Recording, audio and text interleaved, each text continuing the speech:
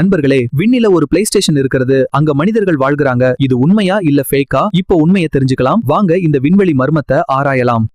விண்ணில play station கிடையாது. அது actually international space station. அதாவது ISS விக்ரம் ஒரு ஸ்பேஸ் லேபரட்டரி. ISS பூமியிலிருந்து சுமார் 400 கிலோமீட்டர் உயரத்தில் உள்ளது. இது ஒரு மணி நேரத்திற்கு 28,000 கிலோமீட்டர் வேகத்தில் பயணித்து ஒரு நாளில் 16 முறை பூமியை சுற்றி. அங்க கிராவிட்டி இல்லன்னு நினைக்காதீங்க. அது ஆக்சுவலி மைக்ரோ கிராவிட்டி. அதாவது தொடர்ந்து கீழே விழும் நிலையில இருப்பதால எல்லாம் ஃப்ளோட் ஆகும். ISSக்கு பவர் எப்படி கிடைக்கும் தெரியுமா? பெரிய சோலார் பேனல்கள் சூரிய ஒளியை ஆற்றலாக மாற்றும் என்பதை நீங்கள் இதுவரை கவனித்தது உண்டா?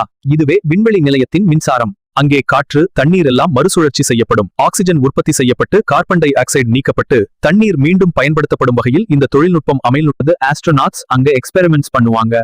Space research and earth observation இதை மேனேஜ் பண்ணுறது NASA போன்ற ஆர்கனைசேஷன்ஸ். அதனால் நண்பர்களே, ஸ்பேஸில் பிளே ஸ்டேஷன் என்று சொல்வது வதந்தி அல்லது தவறான புரிதல்.